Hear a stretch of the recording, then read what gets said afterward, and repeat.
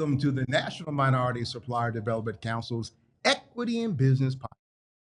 My name is John Daniel, and I humbly come to you as your host. But I'm super thrilled to be here with Mr. Tracey Woods, who is the manager of business supplier diversity at Constellation Energy. Welcome, my brother. Now, I got to set it up real quick.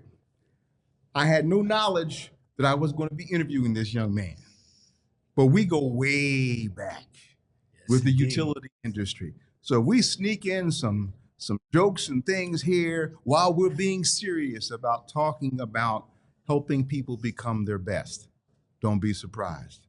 Sir, I'm going to get right into it. Okay. All right. All right, John. I need to understand your backstory.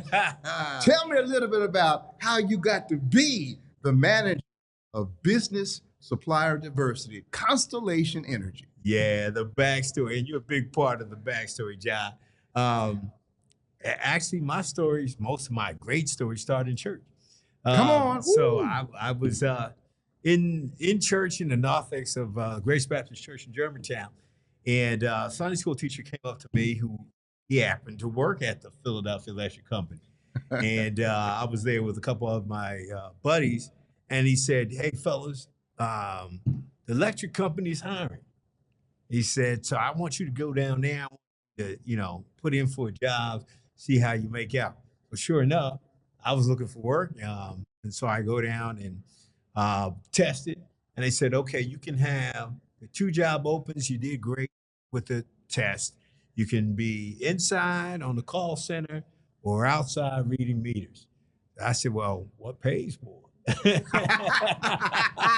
boy. And meter reading paid maybe $1 more an hour or whatever. Is that what we made? And so I went to meter reading, and that's where I met you. Come on now. Okay, One of the best schools in the world. Absolutely. That's right.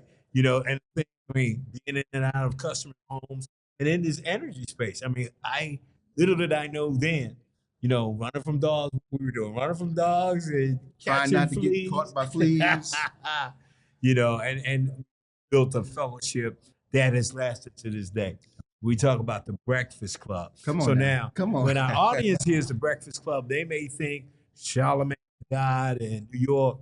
The Breakfast Club was where we got together as brothers and just kind of worked out the issues of the other day or things that were going on. It was keeping us together, keeping us bonded. And so, that's kept us together in this business since the mid-'80s. Yes, sir. Yes, sir. So, night school, while I was doing the work at PICO, finishing up my degree, engineering degree. And then, in fact, I switched from mechanical to electrical. And in the last 40 years, there's always been opportunity. Mm-hmm. So the blessing is that this is an industry that is ever changing, especially now. Absolutely. Things that are going on. It is an industry that has, been allowed me a career to raise a family, take care of family. And I'm excited because with the things that we see now, opportunities for diverse businesses to be in it and win it and bring innovative things. So, I'm psyched. And I didn't have to change and go through a number of industries. I was able to do it, in the energy space. And in a stellar fashion, sir. This man is a subject matter expert of the utility industry and is sought out by multiple organizations to offer his wisdom. I want to dig down a little bit on Constellation first, what it does, the portfolio of its services, and then your leadership. But certainly let's look at the nuts and bolts of Constellation first. Indeed, yeah. Happy to be at Constellation. Constellation is the largest, we're calling it zero carbon because that's what we deliver. The largest zero carbon provider on the U.S. grid. And so, define that in terms that grandmom could understand. All right. So when the Fortune 100. Let's look at this. When the Fortune 100 is looking for clean power, Mm-hmm. and if we think about that set of customers, these are customers who are investor owned. Their investors want them to take care of the profit, Mm-hmm. certainly, triple bottom line, profit, people, and planet. And so their strategy has to address that. So when you look at planet, they want clean energy. So this whole transition, these are the leaders of the clean energy transition. We have to provide power. Look at the Fortune 100, 75 of them are our customers. And they will turn to Constellation when um, they have goals, ESG goals that says they will reduce their carbon output or their carbon footprint by some percentage. And typically the horizon is close, Mm-hmm. 2030, 2035. Whatever that strategic uh, objective is, they'll turn to us, pivot to Constellation and say, make that happen for us. And you'll do it. And that's what we'll do. And we're able to do that, one, by the portfolio of power that we have. So we have the largest nuclear fleet in the US. And finally, we're coming around to recognize that nuclear does not emit greenhouse gases. The Mm-hmm. things that are really driving the climate challenges, greenhouse gas emissions. So when you look at nuclear, we're now starting to get favorable treatment where the government is recognizing nuclear power is not an emitter, and so we're on par with wind and solar.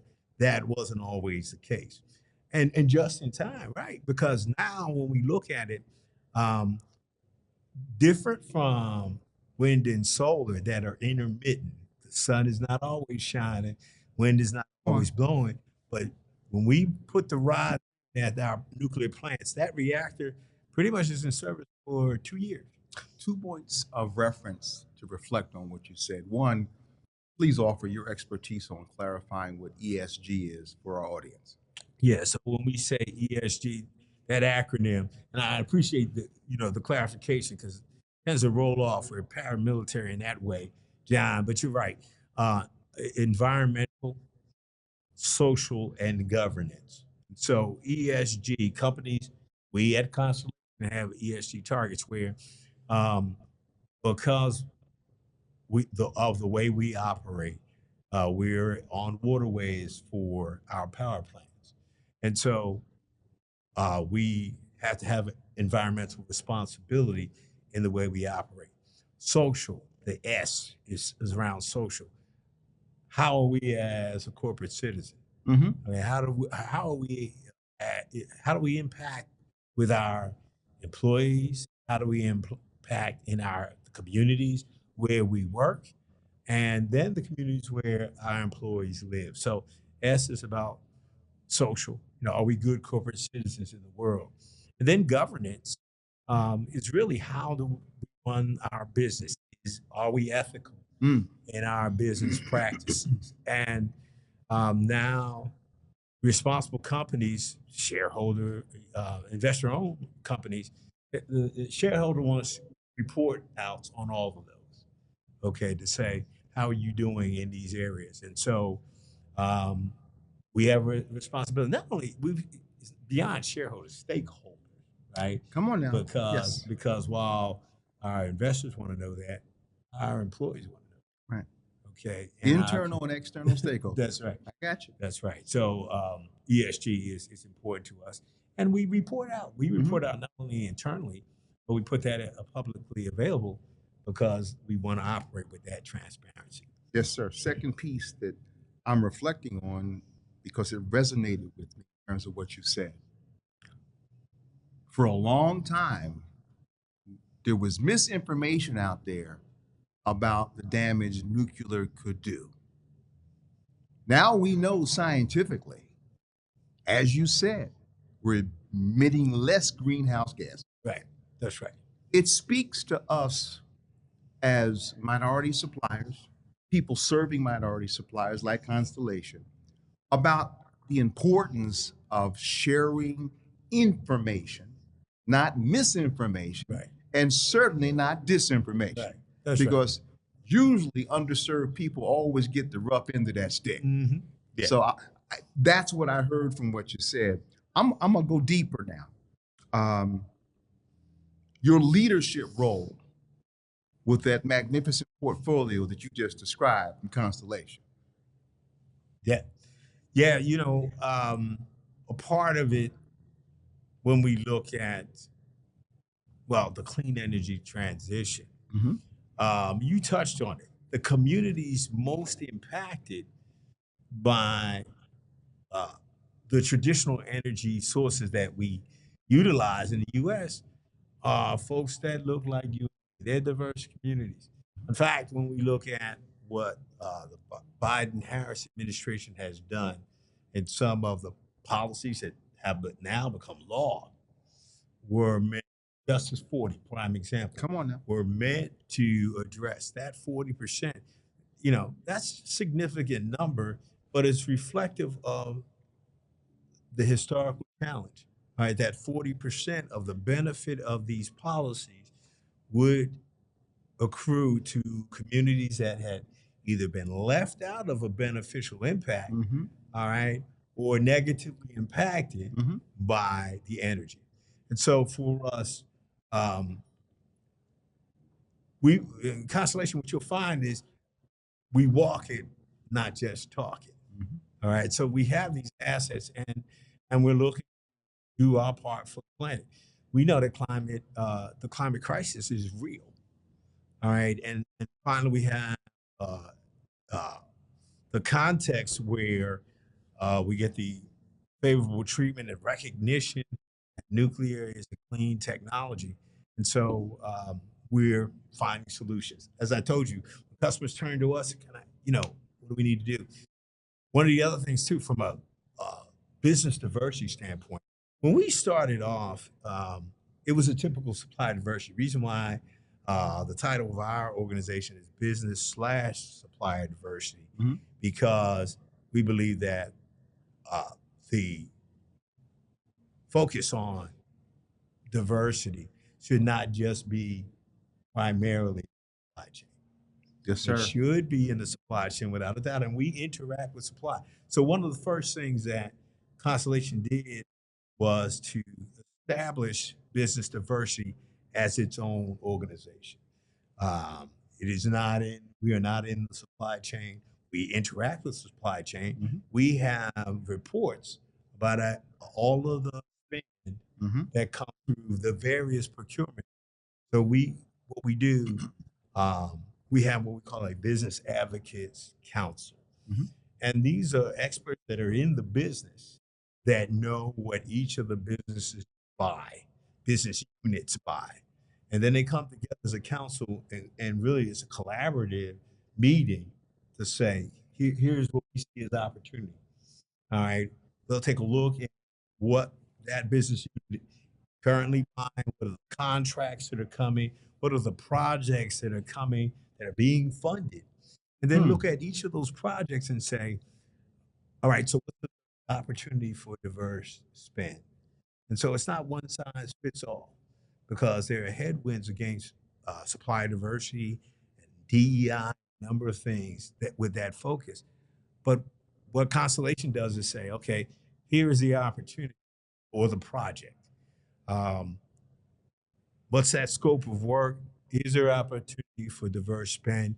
Reflect that against the marketplace and say, okay, who's out there that's a diverse company doing this work? There are a lot of them. There are a few of them. What's the opportunity to integrate that? Because our mission is it's about opportunity. Now, here's the thing.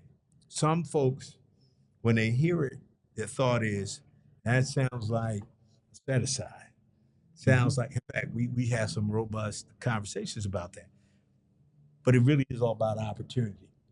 It's just given opportunity to compete. If there are diverse firms, and when there are diverse firms, we will open up the opportunity to compete. I was in an Uber the other day, and a guy said to me, "That sounds a little unfair. Would you just give a contract to a firm because they were diverse?" I said, "No. We analyze every time we do an RFP or bid. We have a bidders list and then the decision matrix. And there are other factors other than diversity. We talk about safety, we talk about cost, a number of things, technical, and other things. And so whoever prevails, whatever provider or supplier prevails, they've examined, and it's been an objective process. All right. So it's just about inclusion to make sure the supply chain is inclusive. Absolutely. So when I shared it with him, he was, oh, because there are assumptions with some of the terminology. I'm glad you asked me to explain some things Yes, because sir. when we say certain things, there's a mindset. Um, Folks challenge and say, is there a set aside? Is that what you do? You do set aside? I said, no, no, that's not what we do. Okay, it's competition. So yeah, And what's wrong with having additional championship teams? Nothing. It makes what is a capitalistic society that much better. right. That's So right. I'm with you 100%, man. I love the way you described it. And it is fluid. There's so much that you've helped organizations with your knowledge of the energy industry. And for that, America should be grateful because I've seen it. I've seen it, the difference it makes. So um, tell me about your relationship, Constellation and you, with the National Minority Supply Development Council. How Well, far does it go back? oh, it goes back. You know what? When we look at NMSDC and what it does, um, diverse businesses, supportive structures, knowledgeable supportive structures are very necessary. For any business. Yes, sir. There are chambers of commerce for other businesses, but what a firm will get from NMSDC is support. And I see that from the suppliers that we talk with. The great thing for a constellation is that they're a phone call away. So when I'm working through it, we become aware of a project happening in an area or requiring a certain skill, Yes, sir. capability.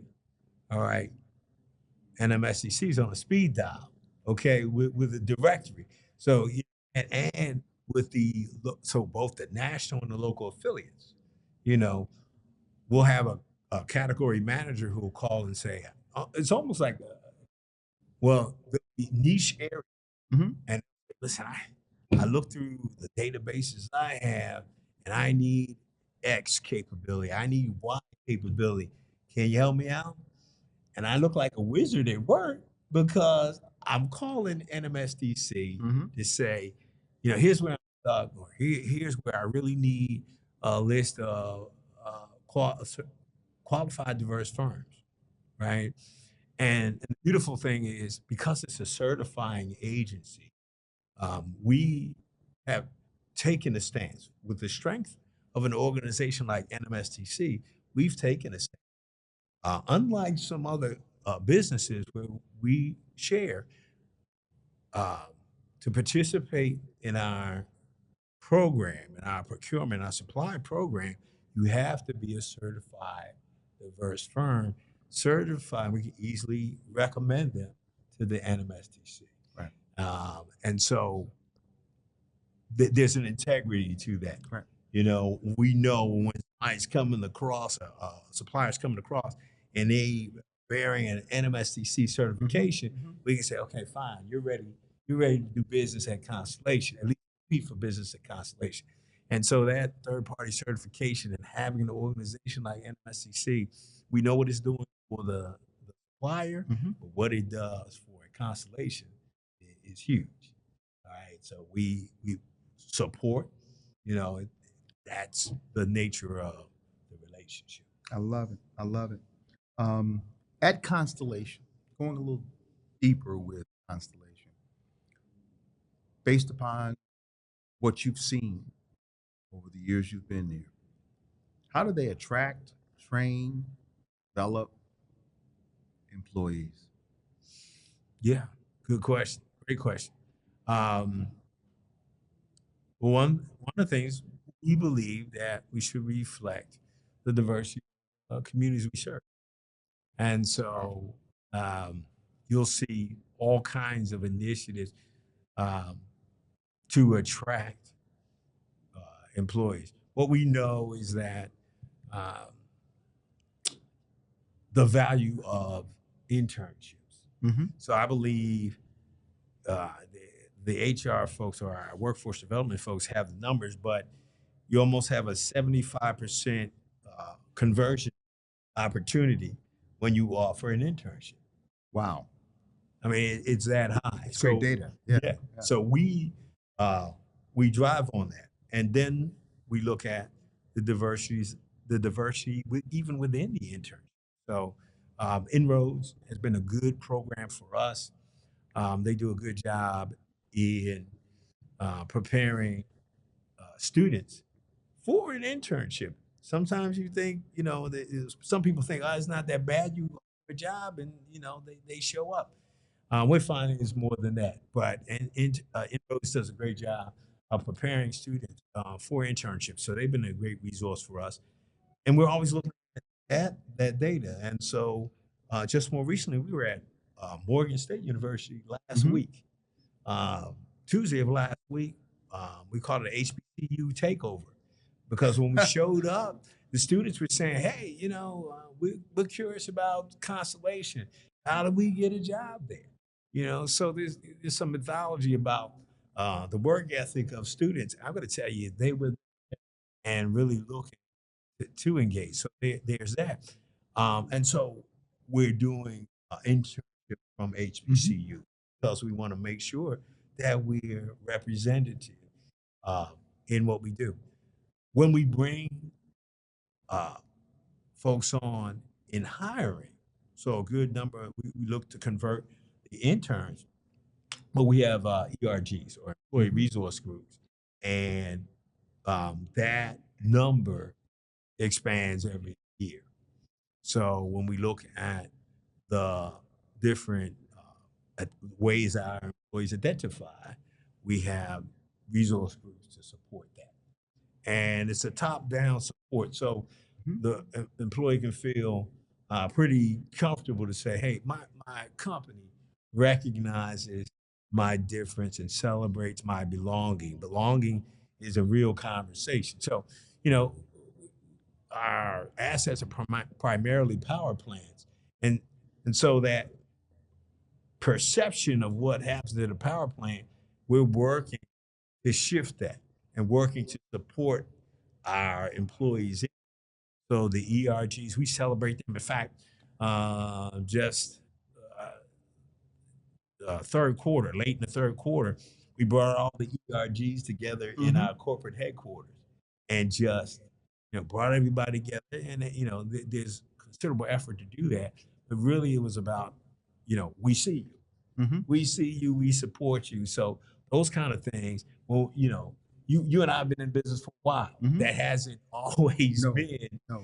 hasn't always been culture, but that's how we attract and really work to retain talent. And we need that talent, John. I mean, when we look at uh, now that nuclear is being recognized, now that we're doing things like what was TMI or 3 Mile Island. Mm-hmm. Now it's been renamed, right, after Chris Crane.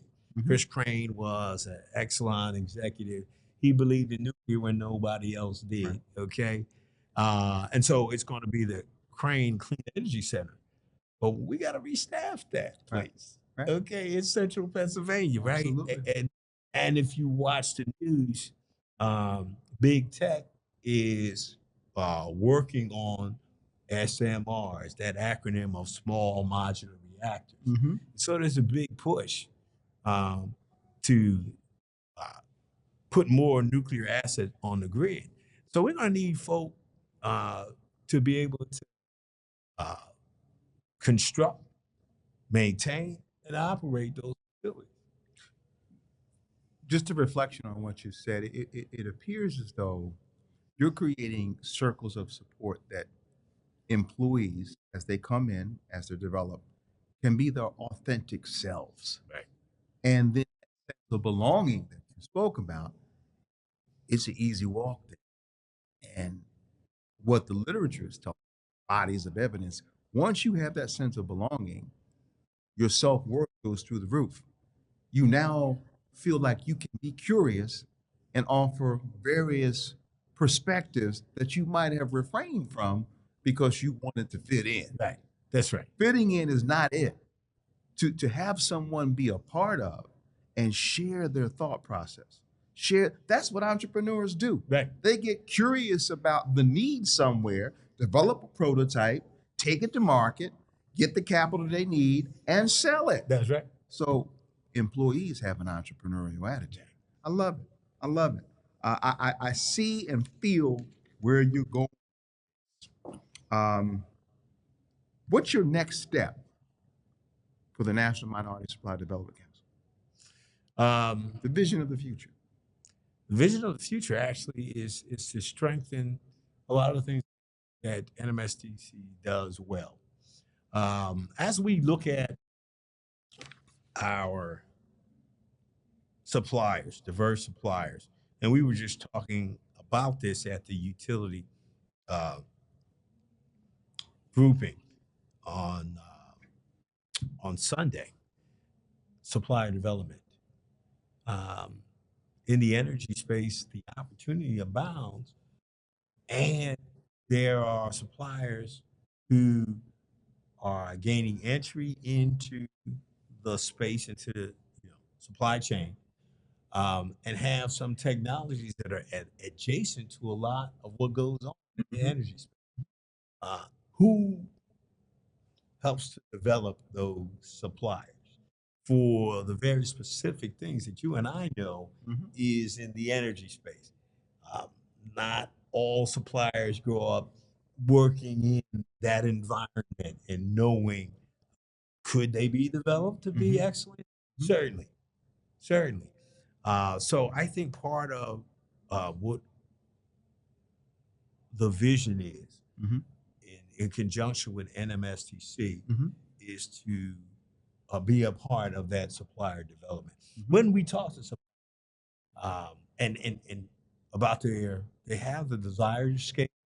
They even have some of the attributes required to scale.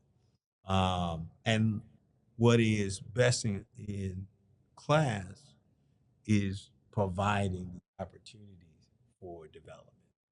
That's it. And so, talking to a number of folks here. So, believe it or not, on the trade floor today, it's one of the things we've been looking for, and one of the things that we have suppliers with some really great stories, not stories, but active programs, right, with supplier development. Programs that are tied to academia. Some are they're connected with a 4-year degree granting institution, but that institution has crafted a program over a number of weeks, building in, engaging with utilities and others, and bringing the business school in, Yes, and really getting to a supplier development program. They got the financial and academia and all the things that'll strengthen diverse suppliers.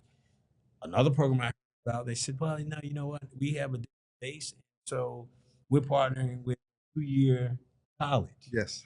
Right? They said we're partnering with 2-year college and this program, et cetera. And so we don't have to build it internally, okay? But I see that as an area of potential focus for NMSDC, and there's a need, because this whole energy space, we're gonna need that talent, and the talent very often is an external supplier, like you said, who's going to come up with something groundbreaking or innovative, and we need to get that. 2 points of reference. Dr. Anthony Kinslow II. Yeah, We had an opportunity to interview. fantastic. And with Gemini Energy Solutions, Yes. he's focused in on merging economic development, regenerative kind of environments where you go to an urban area and it's fruitful. Um, but also, as you know, that it was just yesterday we had a conversation with a capital ambassador, and they're looking to focus in on a target market of suppliers for renewable energy Mhm. and to regenerate Right. what the environment might have been. Because you said before, some of the people who've been most impacted, brownfields, whatever might be there that Yes. makes them sick, Right. they need support. Oh yeah. And You, so, please, listen, you know, one person that just makes my heart soar because of her tenacity. You know her, Shalonda Baker. oh, come on Right. now. Shalonda Baker, I read her book. So Shalea Morris actually introduced me to Shalonda Mhm. before either of them worked at the DOE. Hold up, hold up. These are young ladies who are powerfully associated or have been associated with the United States Department of Energy. Go Yes, ahead, brother. indeed. And you know, when I believe it, revolutionary power. This is a shameless plug for her book. I'm going to Come say on that, now. and Come I'm on. not going to receive a nickel. But Shalea sent me the book in the mail, and I read this revolutionary power, and it goes to your point that the community most impacted. And this is the point that Shalonda Baker makes in the book, Revolutionary Power, that the communities that are most impacted, you know, for years, you know, poor health outcomes, all these things. And I read this, and when I heard she was coming to the DOE in her capacity, I said, "Whoa, you know, Come on now. she's radical, okay?" And I love it. Those are the things that we really do, you know. And so for me, that's my passion, you know, in terms of doing this work. When you add up capital ambassadors wanting to become a part of this, the right capital, Right. because capital is not right for everybody, Yeah. but and you look at what Constellation is doing to support, and I'm being very specific, Mm-hmm. support supplier development, support employees being brought in for opportunities they're ready for. When you add all that up, there could be a real nice resurgence, if you will, of moving forward with the energy business at the level of suppliers. At the end of the day, all those pieces of the puzzle have to come together to make that real. Right. And so I think you've given us a whole lot to think about. And let me just back up. Is there anything, given all these things we talked about, that you would like to share? Now think about that. Mm-hmm. But I want to come back to this notion of capital. Right. Are you working with capital ambassadors, the Alturas of the world, or the Barclays of the world, to support underserved or diversity supply? Probably not as much as we could. Okay. Yeah, probably not as much as we could. So, um, but it's not that it's not coming. Yes. So we got spun off. Constellation got spun off from Exelon in 2022. The mandate for our team is to bring all of the business units in Constellation into uh, the business diversity framework. Hold up, hold up. Say that again. The vision is to bring all of the business units in Constellation into the business diversity framework. All right. And so there's some, you'll hear a term if you're in Constellation about supply managed spend. Mm-hmm. And that's a spend that goes through your typical procurement process. Um, and so the supply organization will do that procurement.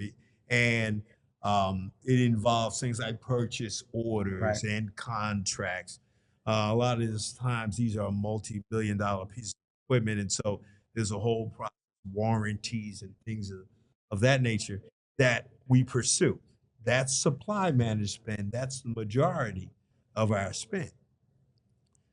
But when you ask about capital ambassadors. There's other spend that we have at Constellation that doesn't go through that process. Business diversity. Right.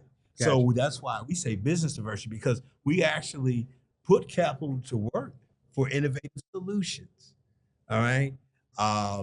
We don't, because of certain reasons to be discreet about some of those things.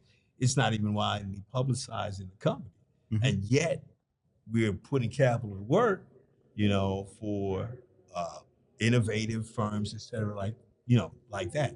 So 2022, we're in 2024, looking in 2025, and as we start getting the house in order, Mm-hmm.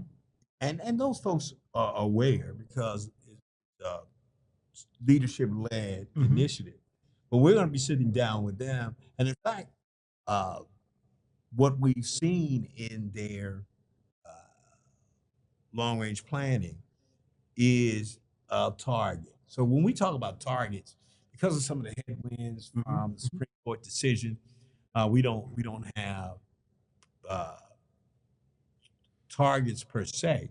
What we do is allow the leadership to set their own aspirational goals based on opportunity. So they'll look at, I mentioned earlier, they'll look at pipeline, what's the opportunity. Same with our investor part of the business. But to your point, there are capital ambassadors that are ready, willing, and able to help us in that. So that's a discussion. We haven't had with that part of the business, but we're happy to Well, have. I want to introduce you to one of the ones I talked to yesterday. Okay. And you Okay. take it from there. One of the things that I've been talking to about a couple of, but let me back up first.